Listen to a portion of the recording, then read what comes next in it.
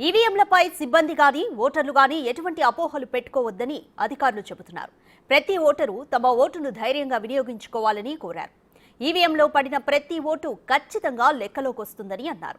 EVM పనితీరుపై ఎటువంటి అనుమానం ఉన్నా వెంటనే ఉన్నతాధికారులను సంప్రదించాలని ఆమె సూచించారు.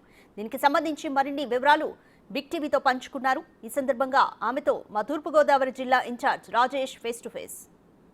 ఈ ఎన్నికలకు సంబంధించి తూర్పుగోదావరి జిల్లాలో రంగం సిద్ధమవుతుంది. ప్రస్తుతం మనం ఈవీఎం మిషన్ దగ్గర ఉన్నాం.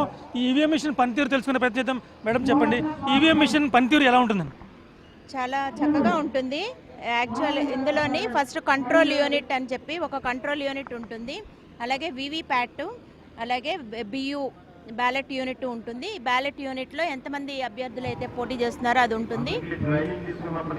ఈ బ్యాలెట్ యూనిట్లో క్యాండిడేట్ సెక్షన్స్ అని ఉంటుంది. ఇక్కడ ఓటు వేస్తారు. అలాగే క్యాండిడేట్ సెక్షన్ ప్రెస్ చేయగానే, ఓటర్ ప్రెస్ చేయగానే ఇక్కడ బల్బ్ వెలుగుతుంది. మనం ఎప్పుడైతే ఈ బ్యాలెట్ ఇచ్చామో బ్యాలెట్లో ఇక్కడ డిస్ప్లే అవుతుంది. సో బ్యాలెట్ కంట్రోల్ ఇక్కడ క్యాండిడేట్ బటన్ దగ్గర ఎవరి దగ్గర అయితే ఓటు వేస్తున్నారో అక్కడ వేయగానే డిస్ప్లే సెక్షన్లో ఇక్కడ మనకి వాళ్ళకి ఎవరికి ఓటు వేశారో చాలా క్లియర్గా 7 సెకండ్స్ ఇక్కడ డిస్ప్లే సెక్షన్ మేడం. అంటే అక్కడ ఏ అభ్యర్థికి అయితే అతను ఓటేసాడో అతను ఇక్కడ కనిపిస్తుందండి. ఇందులో చెక్ చేసుకోవచ్చు. వాళ్ళు ఎదురుగుండా కనిపిస్తుంది. సో ఓటరు తన్ని ఇందులో చెక్ చేసుకుంటాడు.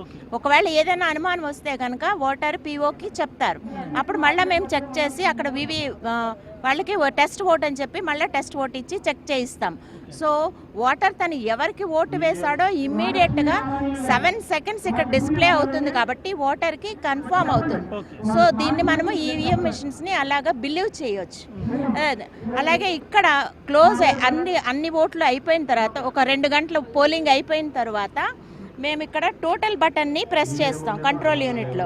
అప్పటి వరకు ఈ డిస్ప్లే సెక్షన్లో, ఇది డిస్ప్లే సెక్షన్ అంటాము. అంటే టోటల్ సెక్షన్ అంటే ఈవినింగ్ పోలింగ్ టైం అయిపోయిన తర్వాత క్లోజ్ 2 గంటలకి ఒకసారి పోలింగ్ స్టార్ట్ అయిన తర్వాత 2 గంటలకు ఒకసారి ఎన్ని ఓట్లు అప్పటి వరకు అయినాయి, జస్ట్ పోలింగ్ పర్సంటేజ్ మాత్రం, టోటల్ ఓట్స్ మాత్రము ఇక్కడ మనం టోటల్ అనే బటన్ ప్రెస్ చేయడం ద్వారా ఇక్కడ మనకి డిస్ప్లే అవుతుంది. అప్పటి వరకు ఆ పోలింగ్ స్టేషన్లో 200 అయినాయా 350 అంటే ఎవ్రీ 2 అవర్స్కి కూడా మనకి పోలింగ్ సరళి తెలుస్తుంది.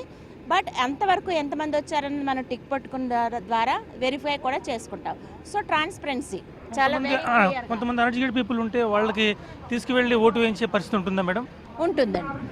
వాళ్ళని కంపానియన్స్ అంటాం. వాళ్ళు కూడా ఎవరినైనా తీసుకొస్తే కనుక అసిస్టెంట్ని తీసుకొస్తే 18 ఏళ్ళు దాటిన వాళ్ళకి ఇస్తాం. మేము వాళ్ళకు కంపానియన్ చేత లెటర్ రాయించుకుంటాము. 18 ఏళ్ళు దాటితే చాలు. వాళ్ళు కూడా తీసుకెళ్ళగలిగి ఓటు వేయగలిగితే ఆ పర్సన్ లోపలికి పంపిస్తాము. లేదు కూడా వెళ్ళాలి అని అనుకుంటే ఆ కంపానియన్ వెళ్ళొచ్చు. అది కూడా కాకుండా జస్ట్ వాళ్ళు వస్తే వీల్ చైర్స్ ఏర్పాటు చేశాము. వీల్ చైర్స్తో వాళ్ళు లోపలికి వస్తారు. ఆ వీల్ చైర్తోనే లోపల వరకు వెళ్తారు. కంపార్ట్మెంట్లోకి మాత్రం పోలింగ్ స్టాఫ్ ఎవరము కూడా వెళ్ళము, వాళ్ళే వెళ్లాల్సి వస్తుంది. మొత్తం అంటే దీన్ని 3 దశలుగా చూడొచ్చు. ముందు బ్యాలెట్ బాక్స్లో మనం ఇక్కడ ఓటు వేయడంతో పాటు ఇక్కడ చెక్ చేసుకోవచ్చు. తర్వాత ఫైనల్గా మీరు ప్రతి 2 అవర్స్ 3 అవర్స్ ఒకసారి దీన్ని క్లోజ్ చేస్తారు, టోటల్ చేస్తారు. అంటే అప్పటిదాకా ఆ సమయం దాకా ఎంత ఓటింగ్ పర్సంటేజ్ నమోదైంది అనేది తెలుసుకోవడం కోసం. తర్వాత పోల్ అంతా అయిపోయిన తర్వాత ఆఫ్టర్ 6 ఇంకా ఎవరైనా బయట నిలబడి ఉంటే కనుక వాళ్ళందరికీ కూడా వాటర్ స్లిప్స్ ఇస్తాము, నెంబర్స్ ఇస్తాము. 6 తర్వాత వెనకాల నుంచి నెంబర్స్ ఇస్తాం. వాళ్ళందరికీ కూడా ఓటు కల్పిస్తాం. అంటే ఒకవేళ 200 మంది ఉన్నా కూడా, లేట్ అయినా కూడా 6 గంటలకి పోలింగ్ స్టేషన్ ఎదురుగుండా వాళ్ళు ఉండాలి. వాళ్ళందరికీ కూడా ఓటు హక్కు కల్పించడం జరుగుతుంది. ఆ తర్వాత పోలింగ్ అంతా కంప్లీట్ అయిపోయిన తర్వాత ఈ బటన్ క్లోజ్ బటన్ని ప్రెస్ చేస్తాం. ఇంకా ఆ తర్వాత ఒక్క ఓటు కూడా పడదు, వేయడానికి వీలుండదు. ఇది క్లోజ్ చేసేస్తాము. తర్వాత డిస్కనెక్ట్ చేసి ప్యాక్ చేసి కంప్లీట్ ఈ యూనిట్స్ అన్నీ కూడా ఇందులో పెట్టి సీల్ చేసి ఇస్తాం. తిరిగి కౌంటింగ్ అప్పుడు మాత్రమే ఇవి ఓపెన్ అవుతాయి. అంటే మొత్తం దీంట్లో ఉన్న డేటా అంతా కూడా దీంట్లో పెట్టి సీల్ చేస్తారు. ఈ కంట్రోల్ యూనిట్ అంటాము. ఇలాగ దేనికి దానికి అవుటర్ కేసులో సీల్ చేసేసి ఇవి చెప్పేస్తాం మేము. సో ఇవి అప్పుడు కౌంటింగ్ అప్పుడు మాత్రమే ఓపెన్ చేయడానికి ఉంటుంది. వ్యాక్స్ సీల్ వేసేస్తాం. ఈ 2 కూడా క్లోజ్ చేసేసి వ్యాక్స్ సీల్ వేసి అడ్రస్ ట్యాగ్ పెట్టేసి క్లోజ్ చేసేస్తాం.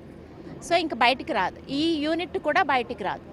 ఒక్క కౌంటింగ్ టైంలో మాత్రమే ఈ వ్యాక్సిన్ ఓపెన్ చేయడం ద్వారా ఆర్ఓ ఓపెన్ బాక్స్లో పెట్టి సీల్ చేసిన తర్వాత ఇంకా పోలింగ్ సరైన పూర్తయినట్టుగా చెప్పుకోవచ్చు మనం. కంప్లీట్గా పూర్తయిన అలాగే మూడింటికి కూడా 3 అవుటర్ కేసులు ఉంటాయి. 3 అవుటర్ కేసులని కూడా సీల్ చేసేస్తాం. మనకి ఇది 3 కూడా స్ట్రాంగ్ రూమ్లోకి వెళ్ళిపోయి భద్రపరుస్తాం.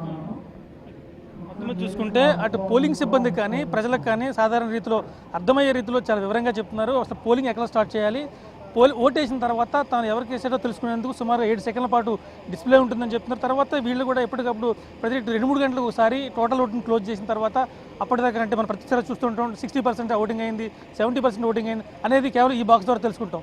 పూర్తిగా పోలింగ్ పూర్తయిన తర్వాత సాయంత్రం 6 గంటల తర్వాత అంటే ఓటర్ ఎవరు ఇంకా ఓటేయడానికి లేని తరుణంలో ఈ సీల్ బాక్స్లో వేసిన తర్వాత వ్యాక్స్తో దాన్ని సీల్ వేసి మళ్ళీ భద్రతా సిబ్బంది వచ్చారు. ఇది మొత్తం ఈవీఎం మిషన్ సంబంధించి ఎటువంటి అనుమానం ఉన్నా అపోహలను తొలగించుకోవాలని చెప్పి అధికారులు మాత్రం చాలా స్పష్టంగా చెబుతున్న పరిస్థితి. మన రవిశంకర్తో రాజేష్, బిగ్ టీవీ, తూర్పుగోదావరి.